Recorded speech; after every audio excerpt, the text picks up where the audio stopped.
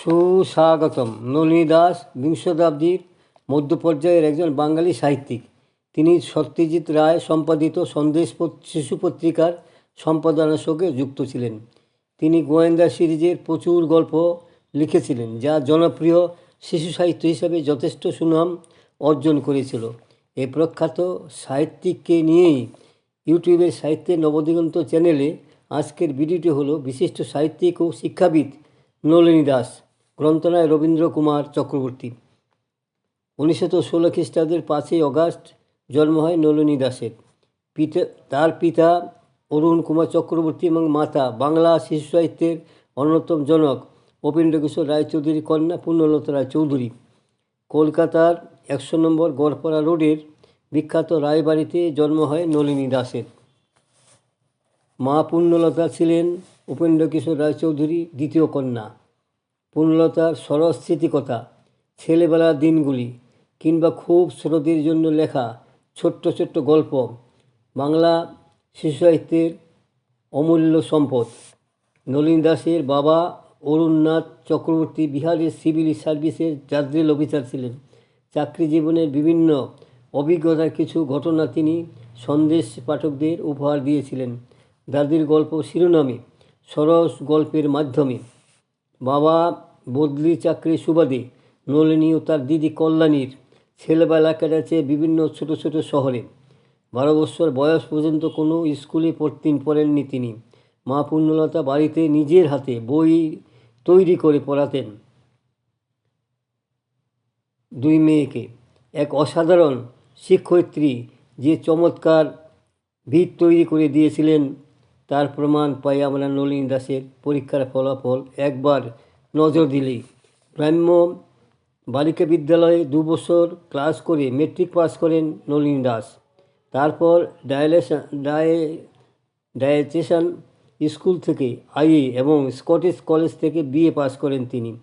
BA পরীক্ষায় দর্শনশাস্ত্র নিয়ে কলকাতার বিশ্ববিদ্যালয়ের সব বিষয়ের মধ্যে সর্বাধিক নম্বর পেয়ে তিনি ঈশান স্কলার লাভ করেন। তারপর কলকাতা বিশ্ববিদ্যালয়ে এমএ পরীক্ষাতেও প্রথম শ্রেণীতে প্রথম হন। 1943 খ্রিস্টাব্দে নলিনী দাস বিয়ে করেন অশোকানন্দ দাসকে। জীবনানন্দের ছোট ভাই অশোকানন্দ ছিলেন একজন অসাধারণ মানুষ। সন্দেশ পত্রিকা চিরকালের আড়ালে থাকা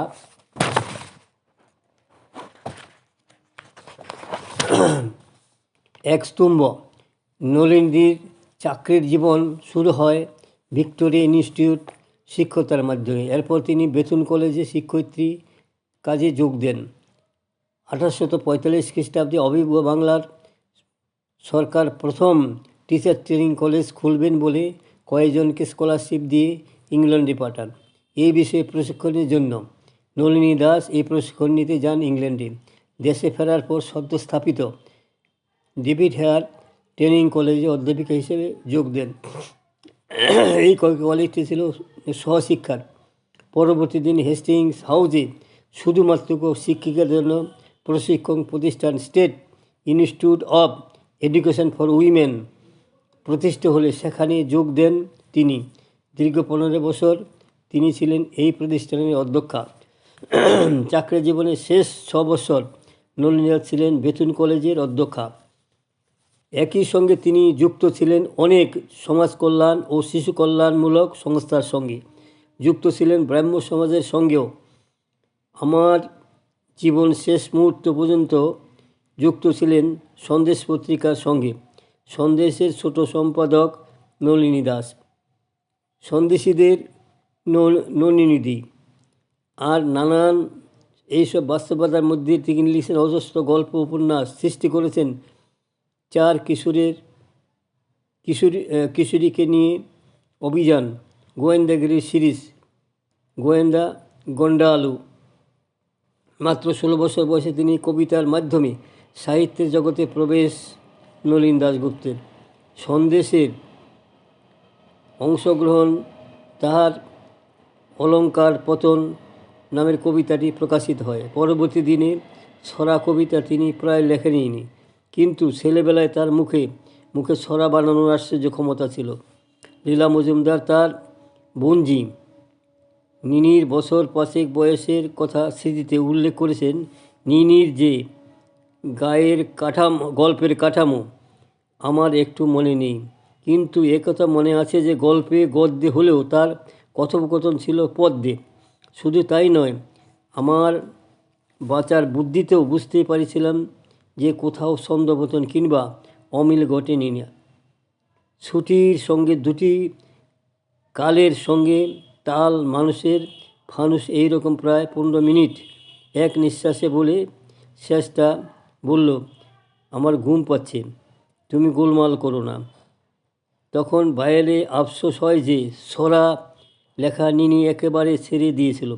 নলিনীর একমাত্র দিদি কল্যাণী ও স্মৃতিচারণ বলেছেন যে বয়স থেকেই তিনি নিনি যেমন গল্প তেমনি ছড়া বানাতে পারত। নলিনী দাসের লেখা প্রথম গল্প রা কা যে টে না পা প্রকাশিত হয়েছিল 1948 খ্রিস্টাব্দে শিশু সাথীতে। রহস্য মজার মেলবন্ধনে এই গল্পগুলি মানে পড়ুয়াকে খুব আনন্দ দিয়েছিল। এই গল্পের দ্বিতীয় পর্ব প্রকাশিত হয় 1957 খ্রিস্টাব্দে। আবার সেই গল্পেরই মূল চরিত্র তার ছেলে অমিতানন্দ ওরফে বাবুয়া। তার স্কুলের বন্ধুরা অমিতানন্দের 10ম জন্মদিবসে সব বন্ধুদের সঙ্গে সেও উপহার দিয়েছিল রা কা টায় না পা বইটি সেদিন প্রকাশিত হয়েছিল এবং প্রাপকরা কেউ উপহার পাবার আগে এই বইটি দেখেনি। জন্মদিনে এর চেয়ে বেশি চমৎকার কী বা হতে পারে। গোয়েন্দা গ্যান্ডালোর উপন্যাস ছাড়াও নলিনী লিখেছিলেন আরও বেশ কয়েকটি রহস্য উপন্যাস আর কয়েকটি রহস্য গল্প। রুদ্রশ্বাস পড়ার মতো গল্প উপন্যাসগুলির পটভূমি কখনো ব্রাজিল, কখনো আফ্রিকার জঙ্গল, কখনো রাজস্থানের মরুভূমি, কখনো পালামোর মালভূমি, আবার কখনো সুন্দরবন, আবার কখনো চিরপরিচিত গ্রাম বাংলা। কাটুকিরার রহস্য, পলাশগড়ের রহস্য, মধ্যরাতের ঘোড়সওয়ার, মুনকি মুন্ডার রহস্য, কালিয়া দহের অ্যাডভেঞ্চার, অগ্নিদেবের অভিশাপ, ভাঙ্গা দেউলের রহস্য, মরুপ্রসাদের রহস্য। এই 8টি গল্প উপন্যাসে কখনো এসেছে গুপ্তধন উদ্ধারের গল্প, কখনো পাহাড় জঙ্গলে অভিযানের গল্প, কখনো বা পারিবারিক পুনর্মিলনের গল্প। গল্পগুলির মধ্যে এসেছেন বেশ কিছু রয়েছে বৈজ্ঞানিক আবিষ্কারের গল্প, যেমন ভবিষ্যতের একটি প্লেন যেটা সোজা উপরে উঠতে পারে। গল্পের চরিত্রের মুখ দিয়ে নলিনী তার নিজের বিদেশি জার্নালে তার আবিষ্কারের ঘটনার কথা বলেছেন। গল্পগুলির একদিকে যেমন পাই আমাজন উপত্যকার ডারলিনি এবং মাংসাশী পিঁপড়ের দলের কথা, আবার আরেক দিকে সমবায় সমিতি করে প্রত্যন্ত এলাকায় চাষবাসের পরিকল্পনার কথা। মাঝে মাঝে উল্লেখ পায় ভূত প্রেতাত্মার আবির্ভাবের ঘটনা, শেষ পর্যন্ত যা ভুয়ো বলে প্রমাণিত হয়। এই প্রসঙ্গে বলতে পারি, সন্দেশ সম্পাদক হিসাবে লেখকের অনেক ভূত গল্প মনোনীত হইলেও নিজে কখনো কোনো ভূত গল্প লেখেননি। সাহিত্যিক জীবনে প্রথম দিকে রহস্য উপন্যাসগুলি লিখলেও পরবর্তী জীবনে গোয়েন্দা গন্ডালুর বাইরে তার লেখা গল্পগুলি আয়তনে ছোট এবং হালকা চালের। সন্দেশ, শুকতারা এবং আরও অল্প কয়েকটি সংকলে তার প্রকাশিত ছোট গল্পগুলির অনেকগুলি স্কুল স্টোরিজ, ছোট ছোট ছেলে মেয়েদের বন্ধুত্ব, ভালোবাসার মিষ্টি গল্প। এর মূল কারণ সন্দেশের গ্রাহিকেরা তাদের প্রিয় ছোট সম্পাদকের কাছে অনবরত আবদার করত শুধু গন্ডালুর জন্য। নলিনী দাস তাদের এই আবদার মিটিয়েছিলেন প্রাণ ভরে। সত্যজিৎ রায় ফেলুদার আবির্ভাব সন্দেশে। পরবর্তী দিনে সন্দেশ এবং দেশ এই দুই পত্রিকাতে নিয়মিত লেখা হয়েছিল ফেলুদা। আনন্দবেলাতে একবার হাজির হয়েছিল সে। নিঃসন্দেহে বাঙালি কিশোর পাঠকদের কাছে সবচেয়ে জনপ্রিয় হলো ফেলুদা। ফেলুদার মতোই গন্ডালুর আবির্ভাবও সন্দেশের পাতায়। ফেলুদার মতো না হলেও সন্দেশী পাঠকদের কাছে অসম্ভব জনপ্রিয় ছিল গোয়েন্দা গল্প গান্ডুলু। এই গান্ডুলুর শেষ অভিযান শিখর রহস্য প্রকাশিত হয়েছিল শারদিয়া। 1399 সালে। মাঝের 3 দশকে প্রকাশিত হয়েছিল বাকি 27টি গল্প উপন্যাস, অধিকাংশ শারদীয় সংখ্যায়, কয়েকটি প্রকাশ হয়েছিল ধারাবাহিকভাবে। গন্ডারদের বোর্ডিং স্কুলটি কলকাতা থেকে অনেক দূরে, এক নির্জন জায়গায়। স্কুল থেকে দূরে রেল স্টেশন দেখা যায়, যদিও কাছাকাছি কোনো স্টেশন নেই।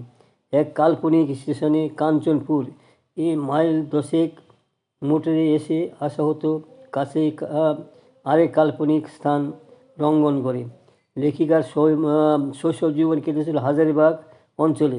গন্ডালুর বোর্ডিং স্কুল এবং রঙ্গনগড় অঞ্চলে বর্ণাঢ্য ছোটনাগপুরে তার ছেলেবেলার অভিজ্ঞতার কথা ছাপা হয়েছিল। বন্ধুগণ, আমার এই সংক্ষিপ্ত ভিডিওখানি এখানে শেষ হলো। যদি আপনার মনোভূত হয়, সাবস্ক্রাইব, শেয়ার এবং লাইক করতে ভুলবেন না যেন।